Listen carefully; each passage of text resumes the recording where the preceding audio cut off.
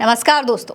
सूरत इंदौर के बाद अब संबित पात्रा की पुरी वाली सीट पर भी खेल हो गया है और भारतीय जनता पार्टी के लिए बिना लड़े ही जीत का रास्ता आसान हो गया है।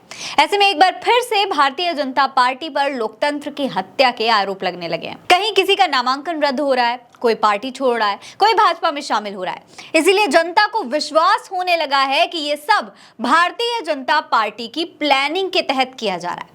दोस्तों, लोकसभा चुनाव के मद्देनजर 2 चरणों के लिए मतदान खत्म हो चुके हैं। तीसरे चरण में 12 राज्यों की 94 सीटों पर मतदान किया जाएगा।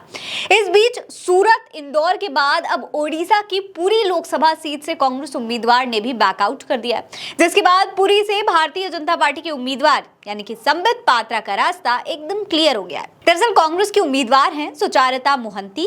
इन्होंने चुनाव लड़ने से साफ इनकार कर दिया है। मोहंती ने यह आरोप लगाया है कि उन्होंने पार्टी इसलिए छोड़ी क्योंकि पार्टी की तरफ से उन्हें आर्थिक तौर पर चुनाव लड़ने के लिए कोई मदद नहीं की जा रही थी, इसलिए वो अब चुनाव नहीं लड़ेंगी।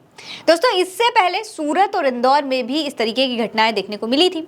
सूरत में तो बिना लड़े ही भाजपा उम्मीदवार को जीत का सर्टिफिकेट पकड़ा दिया गया था और इंदौर में अक्षय कांति बम ने तो नामांकन वापस लेने के आखिरी दिन अपना पर्चा वापस ले लिया था। इसके बाद वो भाजपा में शामिल हो गए थे। हैरानी की बात तो ये है दोस्तों कि मध्य प्रदेश भाजपा ने सोशल मीडिया वेबसाइट एक्स पर ट्वीट करके बताया था कि इंदौर लोकसभा सीट से कांग्रेस उम्मीदवार अक्षय कांति बम ने अपना नामांकन वापस ले लिया है। इसके बाद भाजपा नेता कैलाश विजयवर्गीय ने भी ट्वीट कर दिया और ये बताया कि अक्षय कांति बम भाजपा में शामिल हो गए हैं। अब दोस्तों, वही तस्वीर पुरी में भी बन रही है जहां से संबित पात्रा भाजपा के उम्मीदवार हैं। आपको बता दें कि पुरी लोकसभा सीट से भारतीय जनता पार्टी ने संबित पात्रा को अपना उम्मीदवार बनाया है। इस सीट से लगातार हारने के बाद इस बार कांग्रेस उम्मीदवार रेस से बाहर हो गए।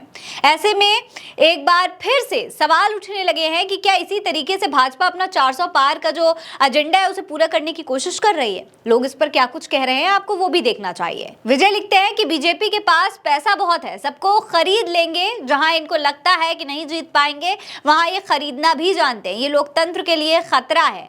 10 सालों की देन है मोदी जी की। एक पेज ने लिखा है कि संबित पात्रा तो मोदी लहर में भी हार गए थे, अब यही रास्ता बचा था। वहीं एक पेज ने ट्वीट करके लिखा है कि देखते जाओ, छुपे हुए संगी धीरे धीरे बाहर आएंगे, जिन्हें विचारधारा, बेरोजगारी और जनता के शोषण से किसी भी प्रकार से फर्क नहीं पड़ता। ये लोग सिर्फ और सिर्फ पैसा कमाने आए हैं, पार्टी के असली कार्यकर्ता नहीं है और जनता पहचानती है कि कौन भलाई करने वाला है और कौन धर्म के नाम पर वोट मांगने वाला। हालांकि दोस्तों, गौर करने वाली बात सबसे बड़ी यहाँ पर यह है कि भारतीय जनता पार्टी ने कांग्रेस को तो अपने रास्ते से हटा दिया है, लेकिन अभी भी बीजेडी उम्मीदवार के रूप में एक बड़ी चुनौती पात्रा के सामने मौजूद है। 1998 से बीजेडी का यहाँ पर कब्जा है। ऐसे में कांग्रेस के बैकआउट से बीजेडी को भी फायदा मिल सकता है और संबित पात्रा के लिए मुश्किल भी हो सकती है। आपको क्या लगता है, अपनी राय में कमेंट सेक्शन में लिखकर बताएं। ये खबर आप उल्टा चश्मा यूसी पर देख रहे हैं। नमस्कार।